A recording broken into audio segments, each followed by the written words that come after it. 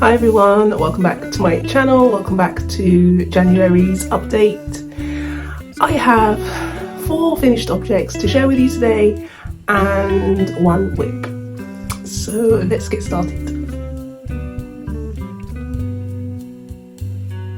The month of January for me has been quite a low month with regards to my mental health, and so as a result I pretty much just threw myself into my projects, into my family, and that seemed to be the pick-me-up that I really needed.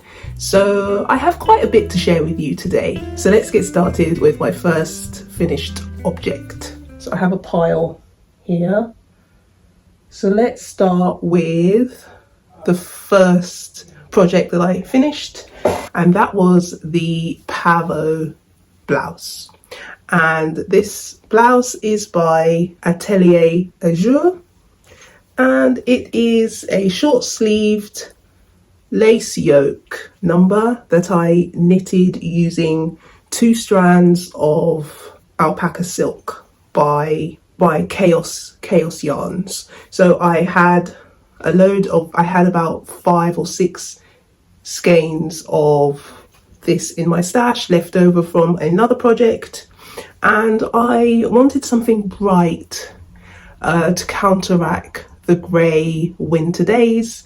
So I shopped my stash and I decided to knit this beautiful blouse. So construction, you start with the neckline, you cast on quite a load of stitches, and when will I learn that I'm not a fan of wide necklines? The sample photo does not indicate that it's a wide neckline, but by the time I had finished the yoke, my neckline was out here. So what I ended up doing as part of my modification, excuse the back, I don't know what went wrong, but I tried to modify the wide, or mitigate, should I say, the wide neckline by edging on top of the cast on edge. So on top of the ribbing, because you cast on the however many stitches and then you do your neckline ribbing as normal. So when I had finished knitting the rest of the garment, I went back to the neckline and I picked up at a ratio of, I think, 1:4 to just cinch in the neckline, and then cast on 3 stitches and knit my I-cord around, which cinched it in perfectly. So that is how I like my necklines, to sit around the neck, not around the shoulders. So that worked. It has been a little bit too cold to wear this out yet, so I haven't actually worn it yet. But I'm looking forward to when the weather gets a bit warmer, because I think this will make a great addition. Another modification that I made was that I didn't do as many increase rounds, because to me it was getting to be quite large just before you separate for the sleeves.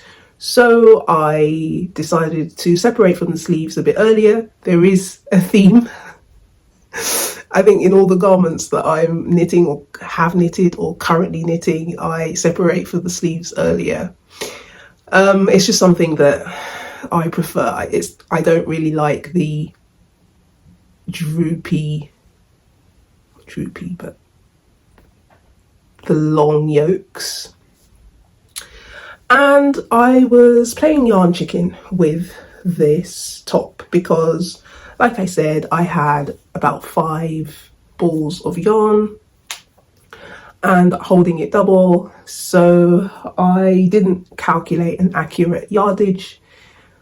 So what I ended up doing was, I thought I would have enough to at least knit the body, and then I would divide the rest of the yarn that I had left. And I think at the end of last month, I had, I think, a ball for each sleeve. And holding it double, I knew that I would end up with I didn't want the stress of knitting the sleeves to a length that I didn't want. So I ended up buying more yarn and mixing the old yarn with the new yarn, and I actually have plenty of this yarn left. So it worked pretty well. And there is no variation between the old yarn and the new yarn, so just bear that in mind if you do end up going for this brand, because some brands, commercial yarns vary. Some commercial yarns you can distinguish between the dye lots and some you can't. So with Chaos yarns, with the organic brushed alpaca, there doesn't seem to be any variation that I can see anyway. So that's my first finished object.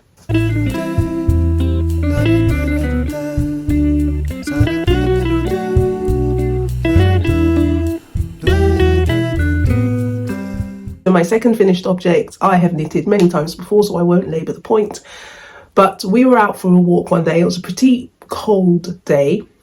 I have asked my husband in the past whether he would wear some mittens, some fingerless gloves that I like to wear, and he said no. So I was enjoying my mittens, and my husband's hands were pretty cold and raw, so I just took mine off and I told him to try mine on. And let's just say I have now knitted him a pair of the Manhattan mitts. So he put them on and was like, oh, I didn't expect them to feel like this.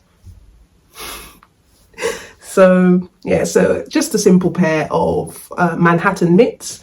This is by Tori Yu. I've knit this pattern plenty of times. Because I didn't use the recommended yarns, I used a worsted weight yarn. I ended up knitting, I think it's the second size, because it comes up pretty big. But I'll try them on. So I've knit them pretty long, but yeah, they're just a simple fingerless pattern. There is the option to knit actual covered mitts, but we opted for the fingerless. It's just a simple ribbed pattern. And I knitted this using Let's Lopi, one strand of Let Lopi, and I added some black drops alpaca silk just for strength, because my husband is pretty hard wearing on his clothes.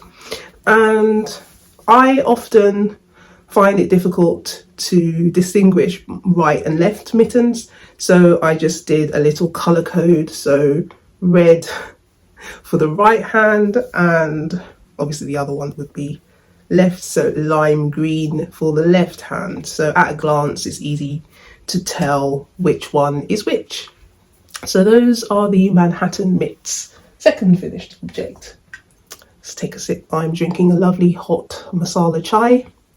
It's going down a treat. Okay, so my third finished object is what I am wearing, of course. So this is the Korshan Slipover by Strick Cafe. It is a bottom-up vest, bottom-up construction using the basket weave stitch pattern. It's essentially just a series of knit and purl stitches separated with yarn overs. I really enjoyed knitting this, and I enjoy wearing it even more. I actually had to limit the amount of wears that or the amount of times that I reached for this vest, because it is just so cozy, and I didn't want to wear it and then have to wash it by the time I filmed the January podcast. It is a little bit big in the arm area.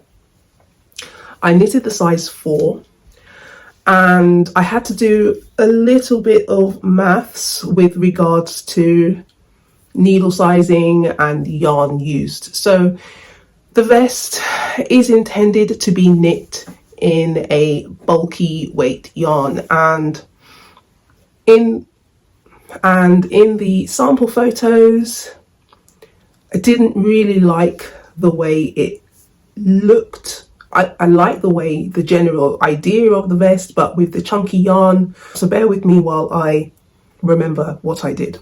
So I started out using a DK weight, DK plus fingering weight, which I think would result in a worsted weight yarn. So I ended up using 2 strands of the woolen knit cone first, and then I had some leftover mohair silk that I also held double. So I was using 4 strands of yarn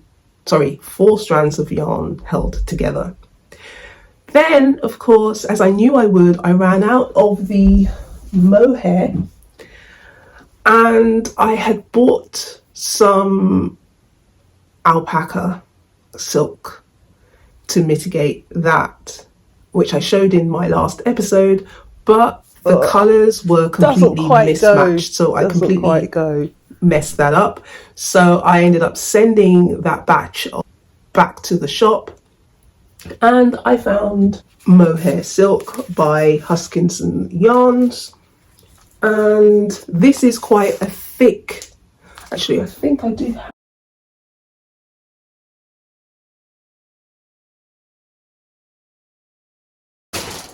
so this is how it comes, and this is a lot thicker than 1 strand of alpaca silk. So I ended up using, for the rest of the slip over, 2 strands of woolly knit cone, so that's the DK weight, plus 1 strand of this. So note to self, I really do need to pay attention to quantities of yarns because I want to knit from stash so much. I'm often running out of yarn.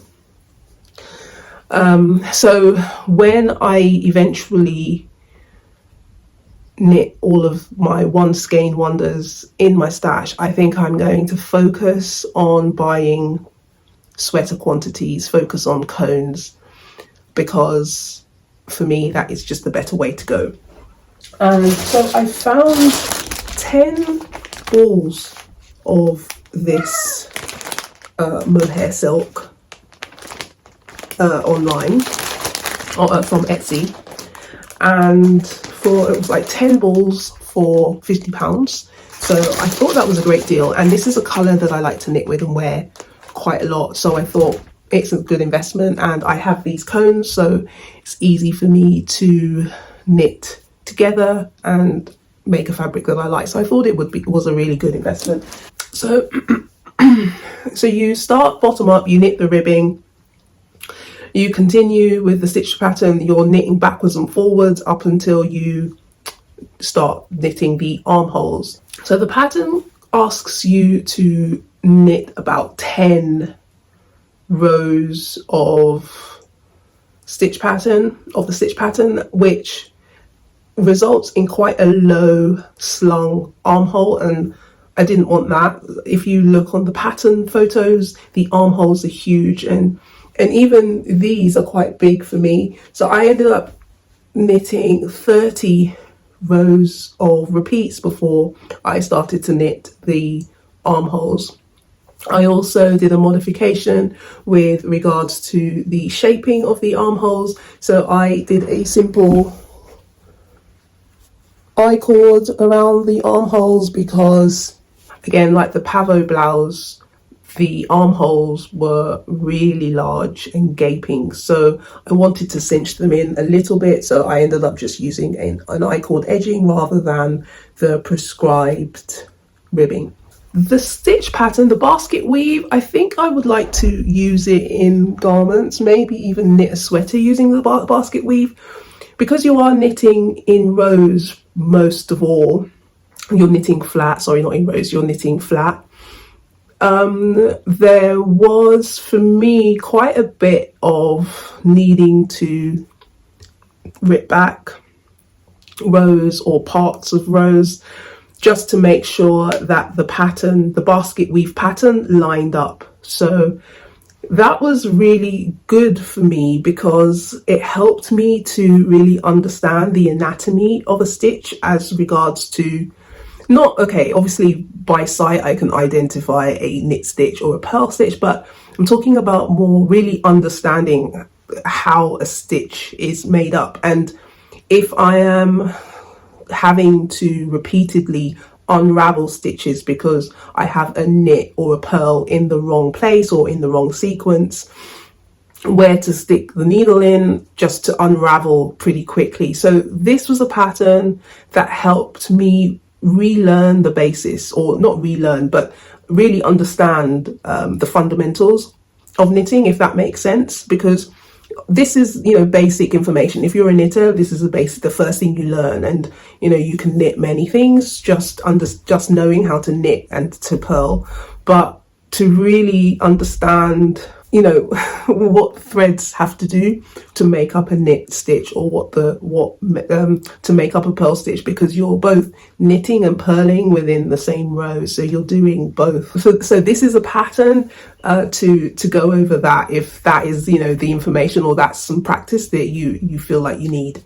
So I do recommend the pattern. I really love the end result. If I was to knit this again, the only thing I would do is probably knit maybe a smaller size, and I ended up going down a needle. So rather than knit with 5mm and 6mm needles, I use 4mm and 5mm needles. So yeah, the only thing I would do is I would probably have it sit like this off the shoulders. I think if it was like that, it would just be perfect for me. But like this means that I have more of a more room to maneuver with regards to what I wear underneath it. And I also think that even though it's the kind of slipover that you can throw over any kind of outfit for just that right amount of added warmth within your trunk, it looks better with a collared shirt or top for some reason. Just my personal preference. And the last great thing about this slipover is that I feel like Wallace from Wallace and Gromit, because it's near identical to what he wears. So don't you just have to love a garment like that, right? Gromit! Oh, look at him go! Oh, a Wallace onesie! Okay, so my final finished object is the Like Candy Cowl by Stephanie Lotven. So I apparently can't stop wearing cowls. I reach for them whether I'm in the house, out the house, whatever, but just to have something snuggly around my neck is apparently my jam. With me feeling a bit down in myself and wanting to use the selection of rainbow coloured Jameson yarns that I bought myself for Christmas, I saw this pattern and was instantly attracted to it. Look how pretty it is. I will try it on for you. Okay, so I'm gonna have to hold my microphone. So this is the Like Candy cowl. It was a very quick knit, and when I saw the sample photos on Ravelry, I instantly thought, okay, this is finally something that I can use with the Jameson and Smith yarns that I bought myself. So this is some of the selection of yarns. The pattern calls for potentially 13 different colors. So I had to, of course, add a few more colors. So I laid out the colors that I had from the Jamieson's and Smith 2-ply jumper weight yarn, which I think is equivalent to fingering weight yarn. And I added some of the scraps that I had and ended up with this rainbow, this variety of colors. And I love it because in winter, when it's grey outside, just to have this bright coloured cowl around my neck, especially if I'm wearing like, you know, black or dull colours, and to have the pop of colour around my neck is superb. What else to say about it? So you start by casting on, I think, like 3 stitches or something like that, and you do a garter tab cast on, and then you knit backwards and forwards for a while to shape the neck, and you are increasing in the middle and at the edges, and then you work your stripes backwards and forwards or flat, and then you join in the round after a while, and then you continue with your stripes, and then you knit the colourwork hearts. So one thing that has definitely become apparent is that I need to work on my ability. So you do the, once you knit in the round, once you join in the round, you are then only increasing down the middle of the cowl. So I, for some reason, stopped following the pattern exactly with regards to the increasing and the placement of the additional stitches with regards to the colour work, if that makes sense.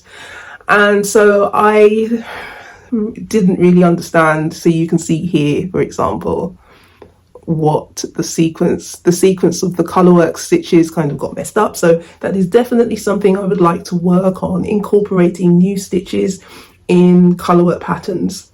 Some patterns, for example, like my long-standing whip, the modern mudcloth sweater, the incorporation of the new stitches within a circular yoke, pretty straightforward. That's very much added to the pattern in a linear format. But when you've got when you're adding stitches in the middle of the cowl, it's almost like the right side is one pattern and the left side is another colourwork pattern. So sometimes it's hard to incorporate new stitches into the two. So that's something that I would like to work on. But yeah, I'm very pleased with my new cowl, and what I love the most about it is that it goes right up to the neck. Sometimes, so I have I think it's the Lake House cowl, something like that is the name.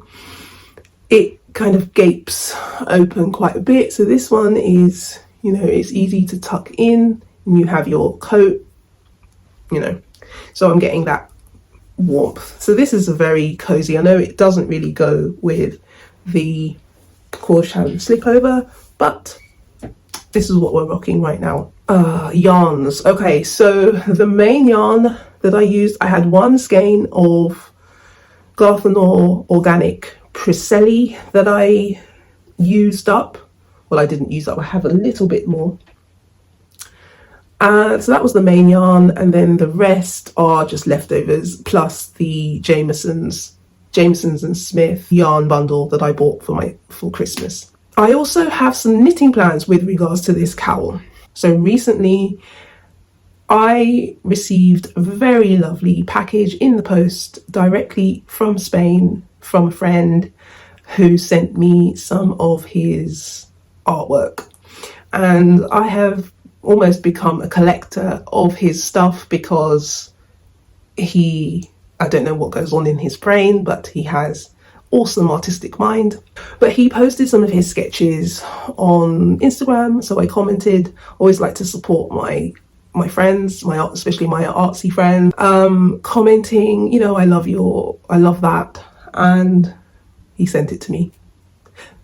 Sent me a few prints, not the original artwork, but a few prints of his work that just, just amazing. So as a thank you, I would like to knit him. I don't think he watches these videos, so I will probably knit him one of these cowls, however, omitting the heart, but just the stripes, because I think the stripes lend themselves to, having some fun with combining yarns together. So this is the yarn. This is the combination of yarns that I think I will use for his cowl, just the stripes. So I'm thinking the burgundy to be the main color, and then these to be the contrast stripes. So yeah, so this is the Jamieson's. So with the 2-ply Jamieson's jumper weight yarn, it is really good for color work. It just has just the right amount of toothiness as per Shetland wool. That is amazing for color work because it almost just grips on. It's like, it's got the airiness, so it's light, but it also has the toothy stickiness to grip onto whatever yarns that you put with it. That very quickly creates a cohesive fabric. So I guess this is why. So this is the blue and also the dark blue. This grey is some leftovers from Fukalana Arwetta. Then we have some Drops Bell, and this is the leftover of the main yarn. So that is, what is it? Cadet, Garthanor Preselli in the colourway Cadet. So this is what I'm thinking for the stripes. So hopefully I will have finished that by next episode. Okay, whips. So I only have one. Okay. I only have one active whip at the moment, and which I'll get to in a minute. But this month, sadly, I had to unravel this. Right, let's go through what happened with this, right? So what I'm holding is the Shining Socks. Oh, I can't remember who it's by now. Craftling, something like that. Craftling. I had it sort of down to here. I've showed it in previous episodes. But then I just had to admit to myself that the floats, the inside, were just way too tight to be of any use as a sock. So somebody in a previous episode of mine suggested that I turn them into mitts, and shout out to them because that was a possibility. However, because I had gone past the point where it would be practical to add thumb holes, I had to unravel maybe half of the sock. So I did that, okay, fine. But even still, the floats were pretty tight. So so this was the same issue that I had with the Like Candy cowl, and that is adding increases into a colourwork pattern. Now, at least with the Like Candy cowl, if I was more stringent about following the pattern each row and incorporating, making sure that I always had the right amount of stitches and incorporating it step by step and following the pattern like that, I wouldn't have had any issue with completing the colourwork as stated.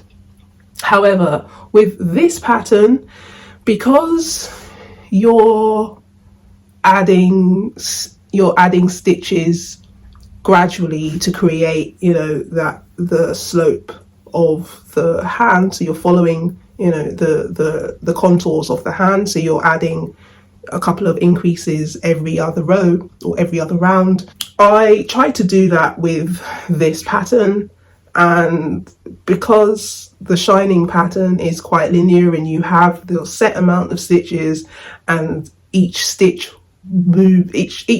changes according to the pattern, if you then try to incorporate increases, it completely messes up the pattern. So I would like to learn a technique or learn how to do this sufficiently.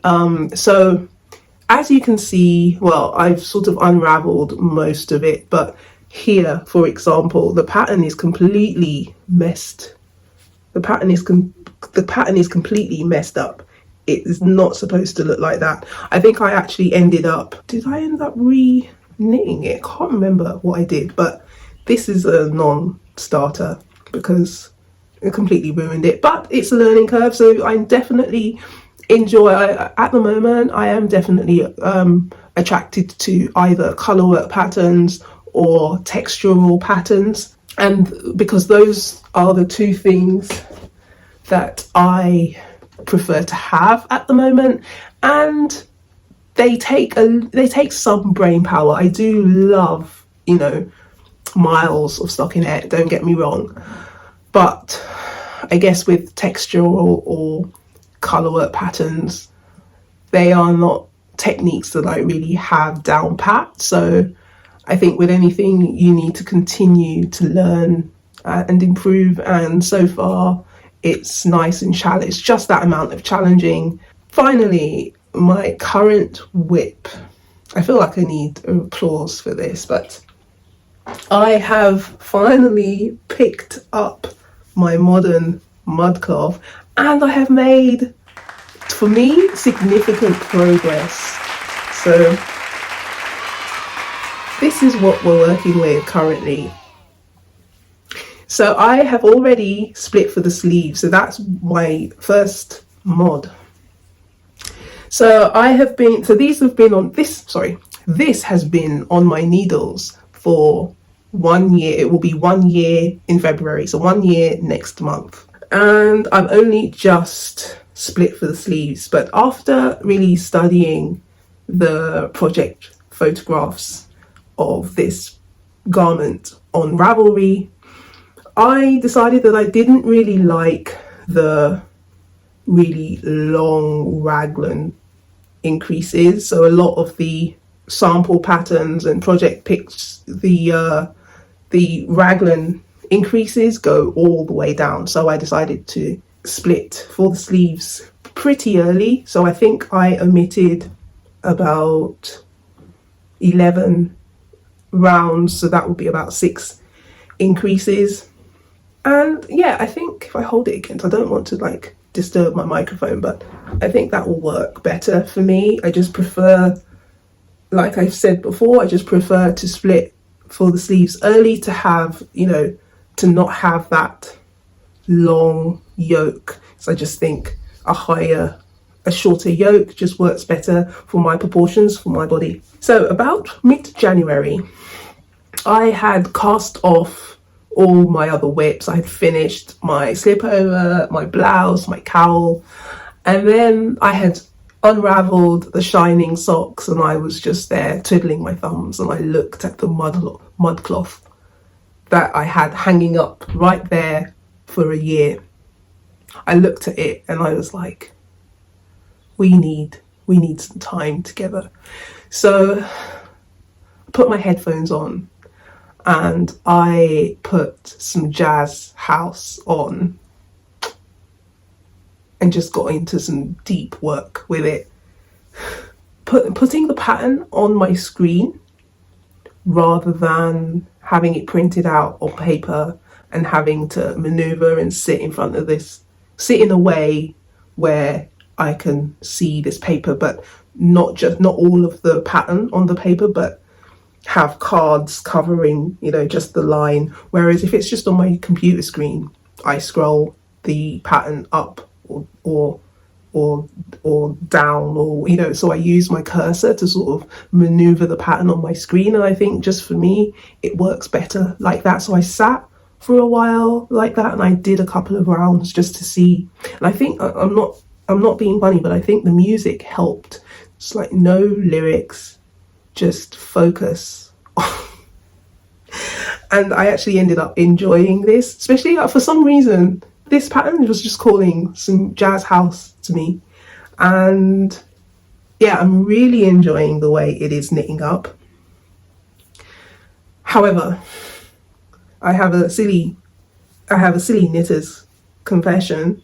I have only recently learned about catching floats, and because, like, let's say here where I have about, I don't know, like 12 stitches that I should have caught the white. I've only just recently learned that that's what you need to do. I was literally just having these long ass floats on the back of the work.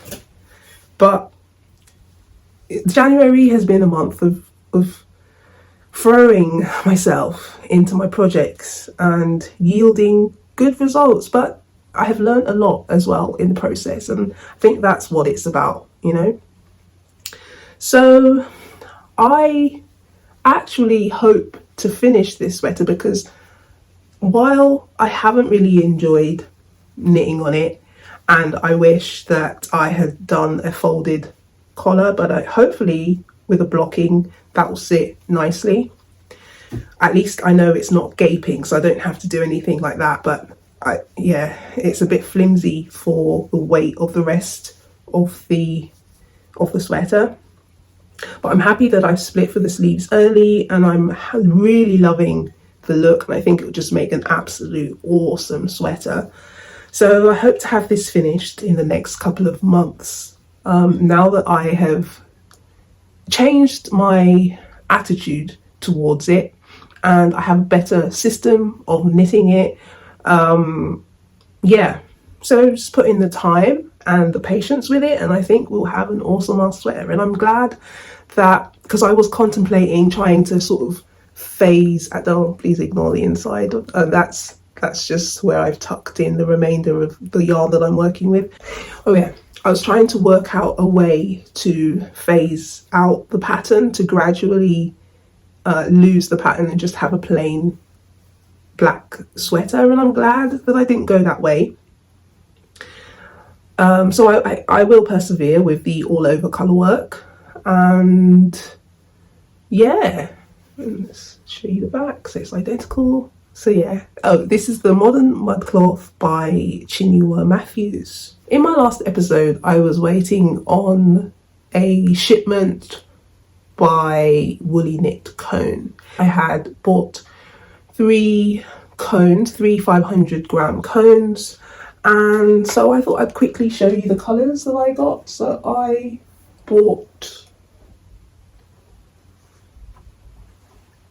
I needed to buy the green, the khaki green, to finish my sweater, but I think I will always have, I think, khaki green and black in my stash because they're just so multi-functional.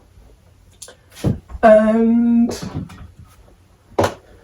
brown, which is also quite multifunctional, and this sort of dusky pink. So those are the 3 cones that I purchased from Woolly Knit Cone. So that is almost everything that I worked on this month. But I will leave you with something non-fibre art related. So around this time of year, my tortoise cannot go outside because the weather is crappy. So I thought I would make him a little something to add to his enclosure indoors for him to get the exercise that I know he needs. So I will leave you with some footage of what I made for him. I also made another YouTube channel, so go follow that if you are interested. But anyway, it's just a place for me to document the projects that I work on for my tortoise and for my gardening and all of that good stuff. Yes, so I'll leave you with some footage, so I hope you enjoy that, and of course I will see you next time. Bye.